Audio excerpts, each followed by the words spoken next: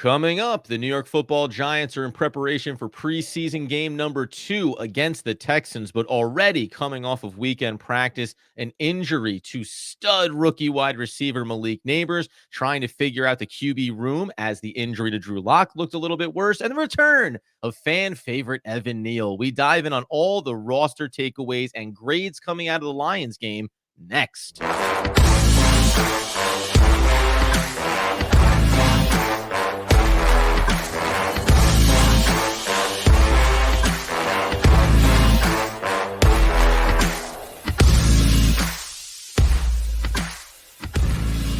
Yes, my friends, it is OGP, the One Giant Podcast, where you know that we are your hosts. Over here, Adam Armbrecht, over there, Andrew Makowitz. We're healthy, we're wealthy, we're wise, and we have plenty, my goodness, plenty to break down as we get into the second week of August, the second week for preseason for the New York Football Giants. So much to cover here, Andy. I noticed you chose to ignore the memo about coming to the show with a collared shirt today. Yeah, listen, I'm not. You're all business this morning. Yeah. I'm kind of just picking up the pieces from all the things that happened since the game against the Lions last week. Adam, we were talking a little peek behind the curtain. We're talking pre-show, and it's like they're surprisingly in the while it's training camp and preseason, there's so much things for us to talk about and discussion points that we had to kind of narrow our focus down. And there's obviously a few big ticket items we got to get to. One, maybe around our first round draft pick and how should he be bubble wrapped for the rest of the August? You let me know. Should he just go down to the Jersey Shore and relax on the beach for a little bit? What do we do about Malik Nabers at this point, Adam? Oh, baby. Yeah, it is a reminder that like when you're working through, June and July and you're building towards this, yes, you have the draft, you get these veterans coming in, some rookie OTAs and all that stuff. Then you finally get to August and all of a sudden it like ramps it up in a really big way. And it is Malik Nabers that's going to be the first focal point here. We talk about playing on Sunday, having what ends up going down today. Ryan Dunleavy saying officially getting labeled as a mild ankle sprain. So what is the intention for him and what the intention for him is going to be? Is going to be brought to you by one of our sponsors, Persona, which is an AI-driven cyber threat detection engine. Persona improves your vision into your network security environment and allows you to see cyber threats that other platforms and tools simply cannot do. Personam is always vigilant and always learning. Check out personam.ai. That's PERSONAM.ai today. Okay. Injury at practice. This is a classic because the first thought that comes to mind is like, this is why I don't play him. But then I realized, yeah, but that was a practice. It wasn't like the preseason game where they said, oh, we're probably not even going to see the rookie against the Lions. But then you end up getting him out there for a few reps. You want to maybe just get him that first catch, right? Touch of a live game rep. He ends up going down. Hopefully it turns out not to be that serious. But to your question, this is why it's kind of rough about the preseason and only having these 3 games. You don't start Daniel Jones because he's coming off of injury and you want to safeguard him getting to the first game of the season. So now are you not going to get quality reps in some live simulation here between Daniel Jones and Malik Nabers? Hey, you still get those joint practices. You still get the practice sessions, assuming that Malik Nabers comes back here over the next, say, week or so. It's probably not the end of the world, but it just is a bit of a bummer because you want to get some of that continuity and familiarity going here before you hit week 1 in September. Yeah, that's the interesting piece of this because your initial reaction is like, okay, I've seen enough of Malik Nabers. Wrap him up, Right. keep him nice and tidy and neat until we open up against the Vikings at home at MetLife. But then you think to yourself, well, Daniel Jones is coming off the knee injury. This is Brian Daboll's calling plays. We have a whole new offensive line. Rookie Malik Nabers has only had a couple of weeks worth of practices with Daniel Jones. You'd like them to have a little bit more consistency and continuity, not just in practices, but in actual live game reps. So I kind of walked myself back and said, well, Right. the last preseason game, if they could get out there for a series, just get their timing down, catch a ball or two, and like get out of there, maybe that's a little bit of a better approach than just saying he's not going to hang out or run routes or do anything with Daniel Jones until September. Probably would make it a little bit rusty or look a little bit herky jerky early on. So I've kind of flipped over the last 24 hours in terms of what I would want to do. Do you feel the same way? Do you feel like they have to, if he is, if his ankle is okay and he is healthy and practicing, you kind of feel like he has to at least play a few snaps in the preseason finale, right? Yeah. My assumption would be you don't see him this week at all because all the abundance of precautions and everything else. Hopefully, if it's just mild, he comes back the next week. And by the way, he got stepped on by a teammate, the fluke thing at practice that happens sometimes. So that's how he ends up going down. If he looks fine and then he's practicing all week long leading the finale, you go out for the first series with Daniel Jones, hopefully, throw a few passes around. Like if you're Brian Dable and you're doing the play calling, hey, give me the absolute perfect first 3 plays that gets Malik Nabers 2 very clean looks to get the ball in his hands out in space where he can catch it, maybe make a move, and then also get out of bounds before anyone touches him. And then you call it a day. Like, I'm not overly concerned about it, but I think what's interesting to me from a high level is, so a couple of things. One, it does open up some opportunities. If you're looking at the Giants roster and you're thinking about veterans like Allen Robinson, we've talked about, Olszewski and also McKenzie battling it out, but there's plenty of other wide receivers here, right? Like we saw a little bit of Bryce Ford Wheaton in the first week, Isaiah Hodgins, right? Dennis Houston, who's played well in practices. So, okay, go out there. You guys get more reps now because we're taking one of these players off the field. And then the other thing is, we all understand how critical it is to have the number 1 wide receiver, obviously. But it does feel different this year with Dable in the play calling, with bringing in other offensive linemen to say, like, hey, listen, take the value of it. If he doesn't play this week against Houston, show me that you can still be, because it's be the biggest rep share for any of the starters. It's going to be week 2 here in the preseason. Show me that you can go out and still be a functional offense. Show me that the running backs have this value, right? Jalen Hyatt, show me that you're taking the next step forward. So there's a lot of things where, again, perfect world, Malik Nabers is 100% and everyone's happy. But you say, hey, okay, it doesn't feel the same as it would in years past where one player goes down, like Darren Waller a year ago, and you go, well, what does this mean now? Are we totally screwed? It should look still functional. That's critical for Brian Dable, I think. Yeah, it's funny that you say that because I feel slightly different. Where it's like I bet you do. it feels a little like Groundhog Day. Where like now we don't have the number 1 wide receiver, and we're like, well, the offensive line has improved. Well, Daniel Jones is rehabbed and he's better. Like we should still see it be pretty decent without the number 1 first round draft pick deep threat, right? Like, and I'm gonna get concerned because if it doesn't look great against the Houston Texans, we may say, well, he doesn't have that number 1 wide receiver, which has been the argument that people have had. If you feel like Jones can still Right. give you more than you can. So like it bakes in the argument that like, well, he needs Malik Nabers out there to be great for the people that want to see Daniel Jones succeed. And if he doesn't succeed, for the people that don't want him they want a different alternative than Daniel Jones. They're going to be like, it's more of the same that Yes. we saw last season. But you know what, though? And that's so 2 things. 1, I ran a little poll on our YouTube community. Do you want me to do the bonus episode where I give you the 3-year projection for the New York Football Giants? Because I already know how the plan goes. I already know the journey to the next franchise quarterback. People want it, so they're going to get it. So feel free. Subscribe over on YouTube for that. Probably coming up over one of the weekends. Although the Giants this week will play on Saturday against the Houston Texans. So a little bit of a different schedule all the way around. I hear where you're coming from. And we do that. I do it too. Hey, it's been a bad run. You can't seem to find these pieces, all that stuff. But it can't be that. You can't come into this Houston game and again do that.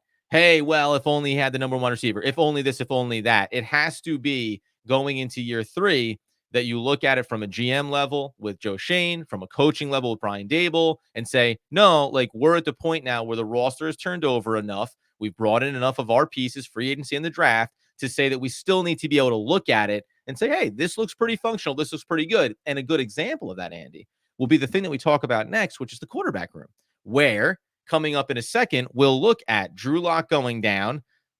Looks bad. Then it's fine. Then it turns out it's actually kind of bad. And then the alternative, which was Tommy DeVito, a player familiar with the system who came in, albeit against a lot of backup players, and looked very functional at that position. What do the Giants do? Under center, do they need to go out and get another quarterback to bring into this room? And is Andy going to go ahead and play a sleeper hunch for emergency QB reps? We'll get into that here coming up next.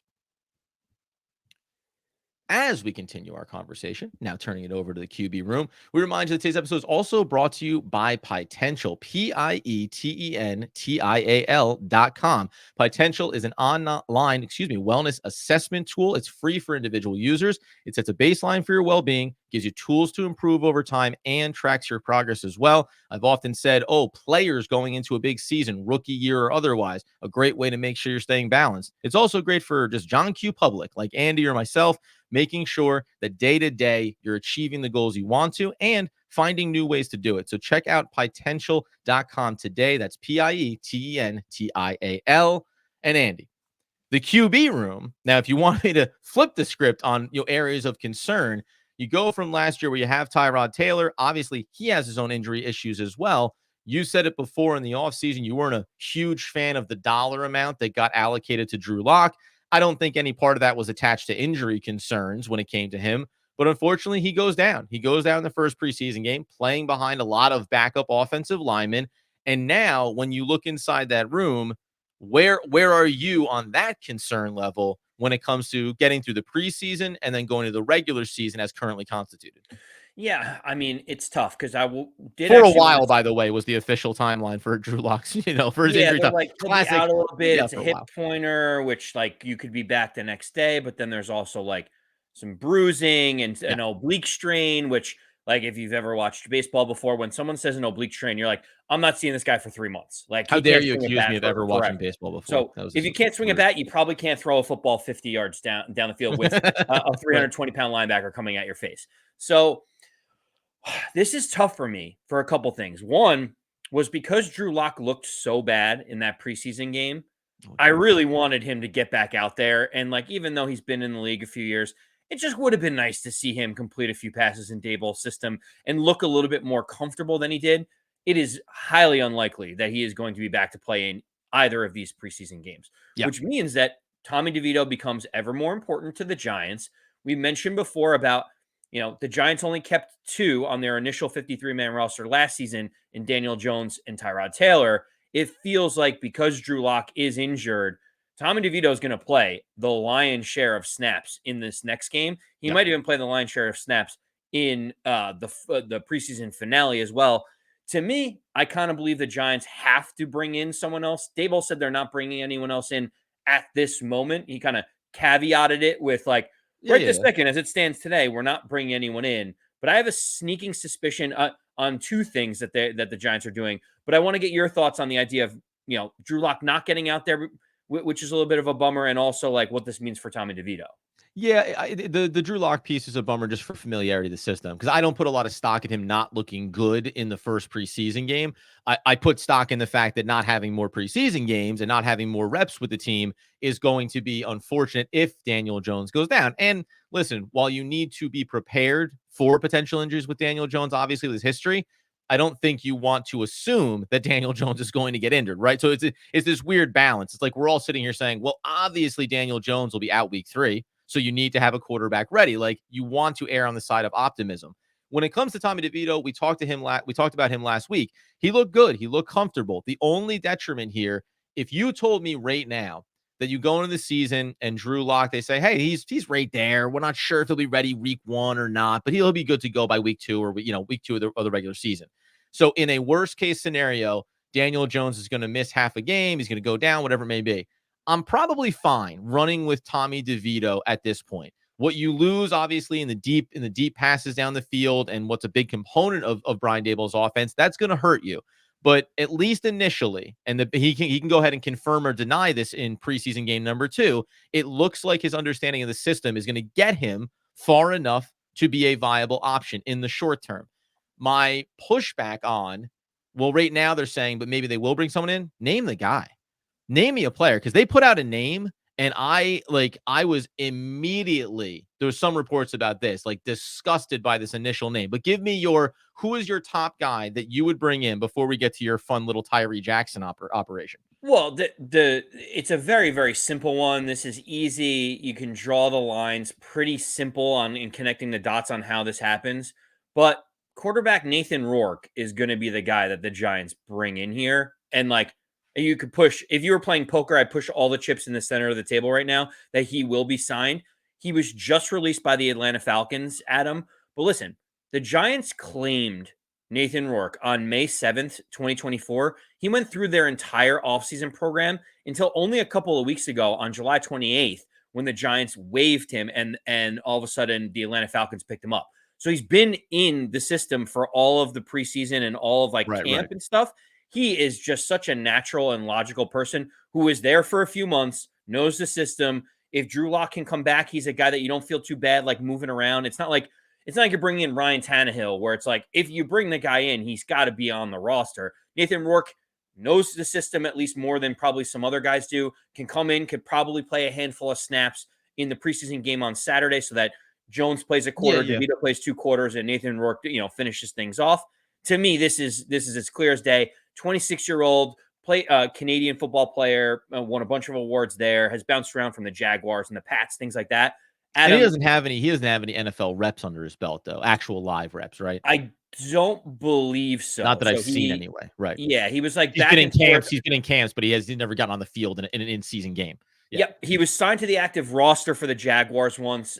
He's been back and forth with the Patriots, then with the Giants, and then with the Falcons, like on and off the roster, but no snaps. But he's the perfect example of like, well, we don't know what's going on with Drew Lock. Do we need Tommy DeVito to play against the 4-string guys? We've already seen what he could do in live action. He knows the system. He can at least help us evaluate some of the other players that we're looking for because he knows where the ball needs to go and how to execute some of the offense. Yeah, that's fine. And by the way, it's like you're speaking to these preseason games and saying like, great, Daniel Jones showed you what you need to see. Tommy DeVito, the now current, you'd say backup quarterback, obviously, he showed you what you need to see. Let's not risk Tommy DeVito now getting hurt and getting ourselves into that next level of, okay, well, Drew Lock, maybe short term. Is Tommy DeVito okay? What's he going to look like? And then where are you going to go from there? I saw high-level reports. I don't mind the Nathan Rourke. Like, we're talking about innings eaters here, basically. Yeah, exactly. But I do not like, I don't know who reported this, and I'm not trying to throw it under the bus. Someone said, oh, you got to look to Brian Hoyer. Brian Hoyer has experience, blah, blah, blah, blah. And I went back and I looked at this. First of all, he's 38 years old. And by the way, if you want to bring in an innings eater, like, again, I can understand the function of that. And you could make the case that any veteran quarterback off the street who has NFL reps, why not? He played on the Patriots a bunch. There's some ties there, etc. But the idea of, if we're talking about on a high level, hey, is Drew Lock going to be ready for the regular season? And do you think you need to have maybe somebody else in the room?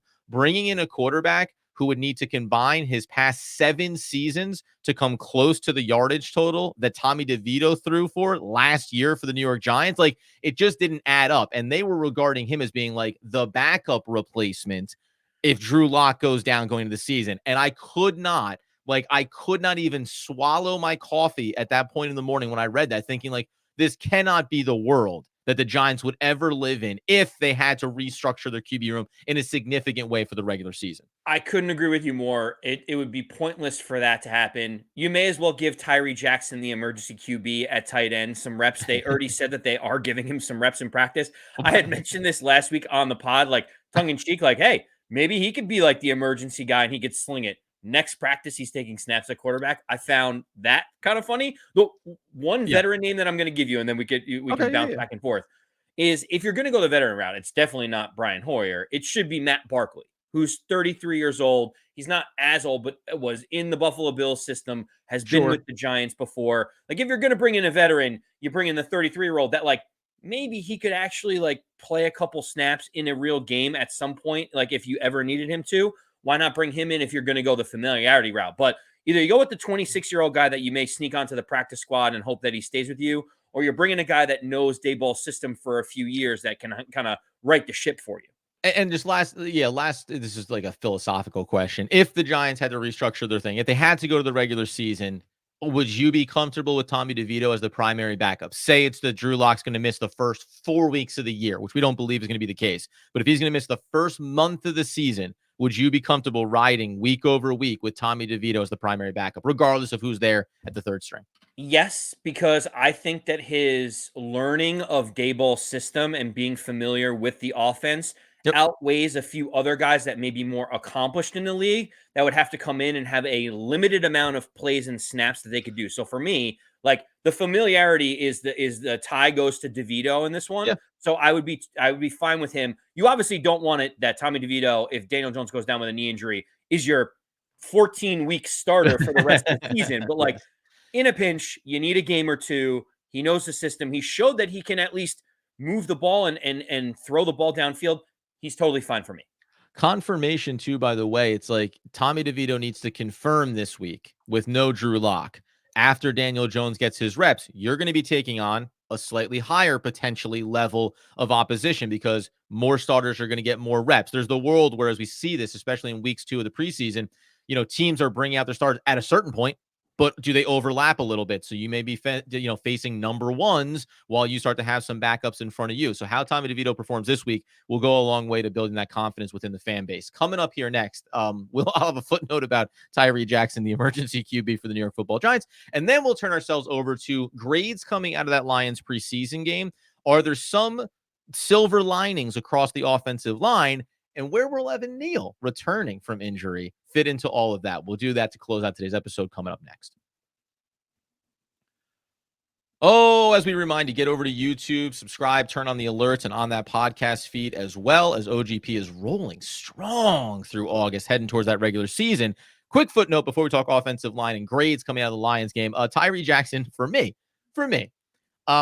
he, it's funny when you go and watch those reps from last game where, hey, ran some nice routes, gets open, makes a couple nice catches, then also runs some routes and has the ball hit what looks like a pair of bricks at the end of his arms, like a real mixed bag, right? So I go back and I start reading like his scouting report coming out of college, and it's like, this dude's like a natural athlete. He's turning heads. If you go back and read it, they were referencing him going into the combine. This is no joke. There are write-ups that are like, hey, everybody talked last year about Josh Allen and how he really rose at the combine. Circle Tyreek Jackson. And he did some nice things at the combine, but he is atrocious from an accuracy standpoint at the QB position. It's the reason why he transitioned over to the tight end role. And it just feels like my interesting watch with him, and this is so low level relative to the needs of the Giants.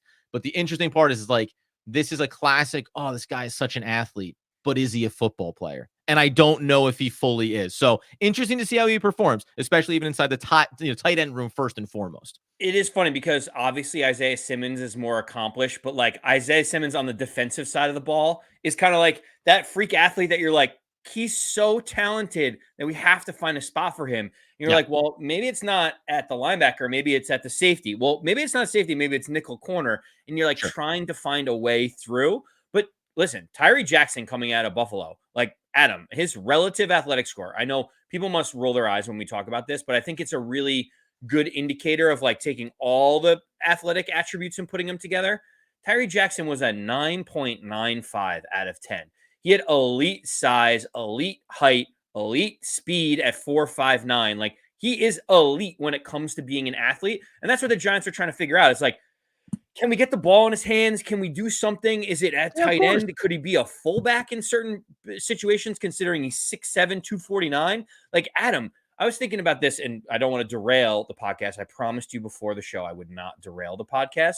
But like, imagine on a 3rd and short, you put him as the fullback, and you have Devin Singletary behind him. Like, couldn't he be a average blocker at 6'7", 250? Couldn't you give him the ball and make an athletic move? Like, I just think he adds a little bit of a wrinkle that, like, I know, obviously, the Philadelphia Eagles tried, worked on it with him. The Giants are trying it. They tried it last season.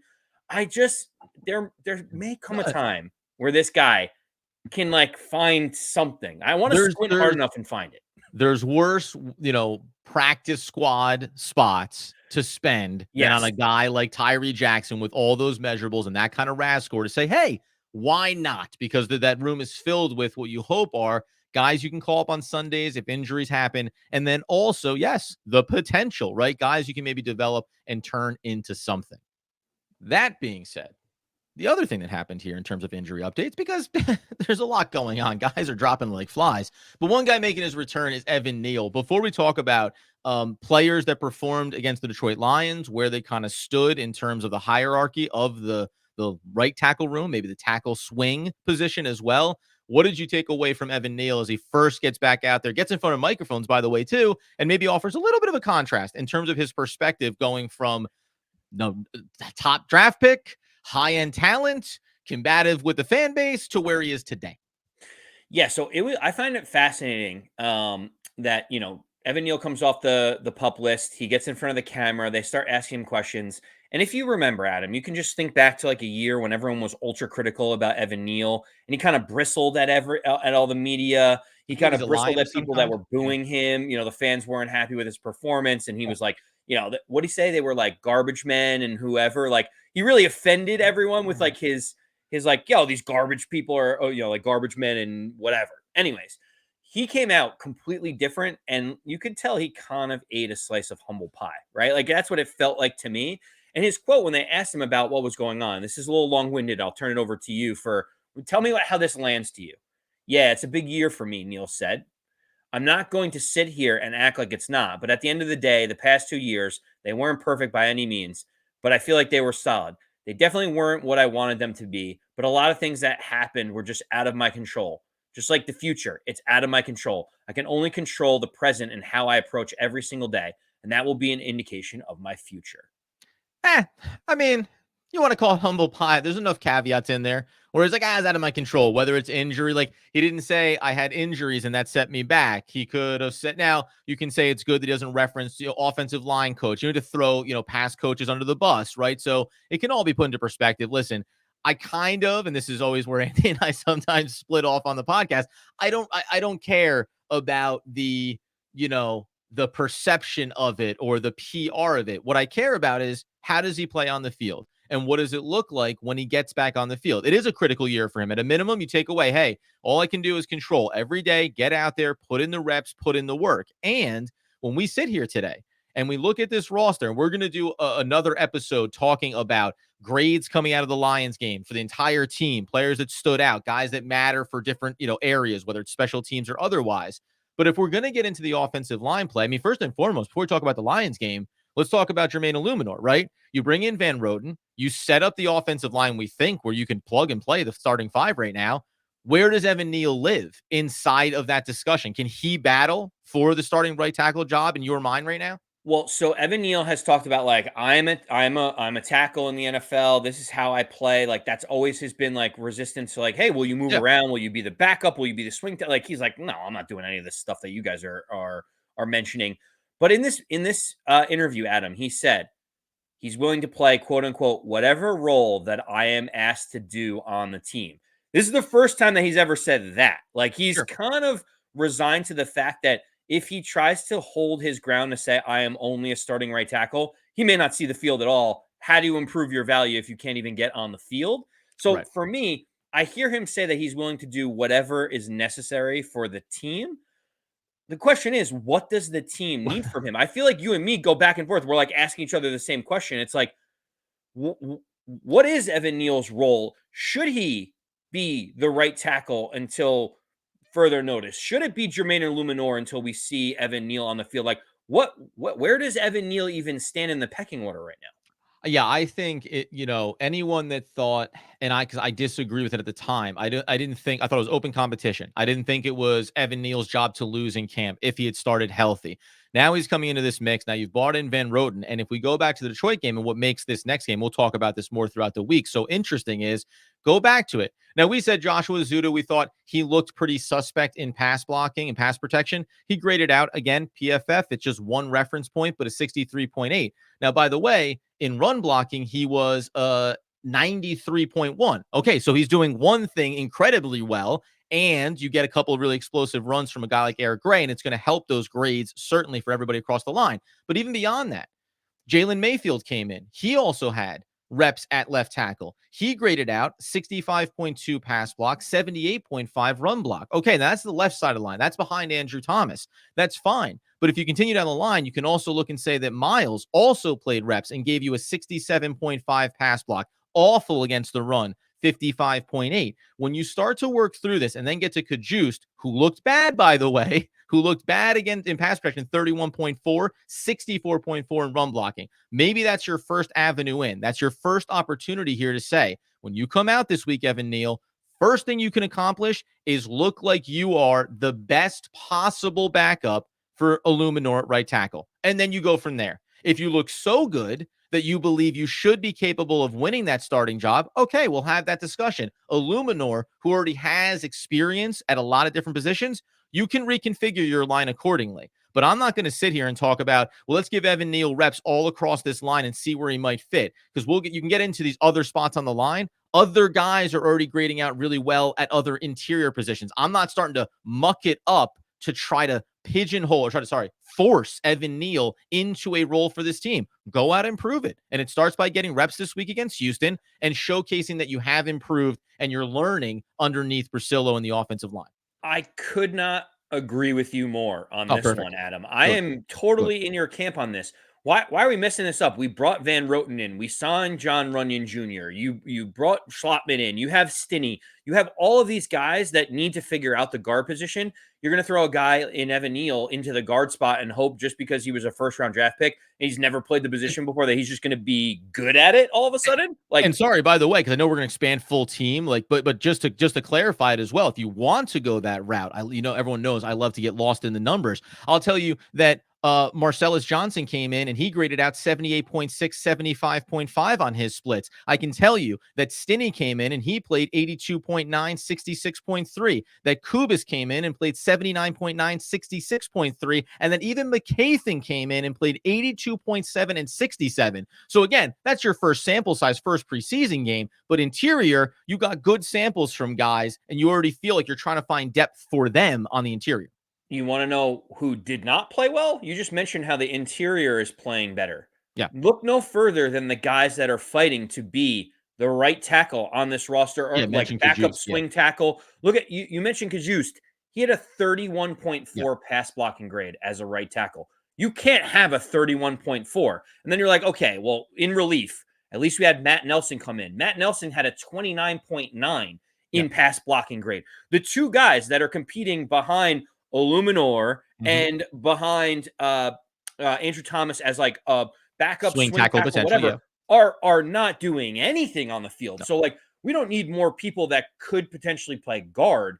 We need to solidify someone that could be a swing tackle at the minimum, and that has to be Evan Neal. So you and me are in the same boat. Like whatever we saw from the players that play tackle on this roster, not named Eluemunor or Andrew Thomas because they were out, it didn't look great. And Evan Neal needs to be able to say, at minimum, I am the third best tackle on this team, which means at some point he would get on the field very, very quickly, just knowing how the NFL works. And by the way, too, it's like, again, I mentioned those explosive plays from Eric Gray. There was also some really good plays from some of the other running backs as well, getting all the way down to Turbo Miller. And it's like, hey, when you see how good some of the run grades look for everybody, just remember, sometimes the running backs can make those offensive linemen look good too by being explosive and dynamic. So give me another sample. Give me another week of preseason. Let's get all these guys a bunch of reps because they're going to. And by the way, hopefully we talk about Eluemunor. Well, let's see.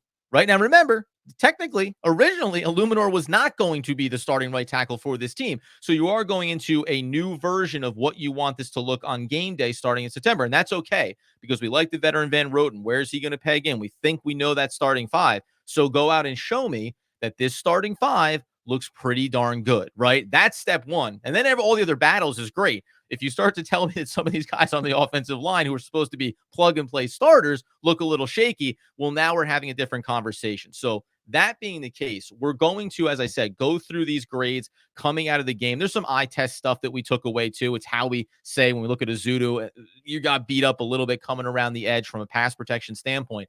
But there's a lot of players, including when you think about the special teams value and where some of these guys were brought in to have their highest level of impact and success, that really matter to how you look at these grades and how you look at the depth chart as well. So we're going to be talking about that this week. We also have a crossover lined up with a Houston coverage podcast. So we're going to go ahead and get some insights on them. We'll recalibrate the way we approach it. No one appreciated me dumping too much on the Giants. So don't worry. We'll have the right slant for that too. So we have a really jam-packed week leading towards Saturday and the second preseason game where we expect to see a lot of these starters out there, along with injury updates, obviously, along the way. To be a part of that, you get over to YouTube, you subscribe, you turn on the alerts. You also get over your podcast feed. Go ahead and give us a 5-star review wherever you can do that if possible. And subscribe.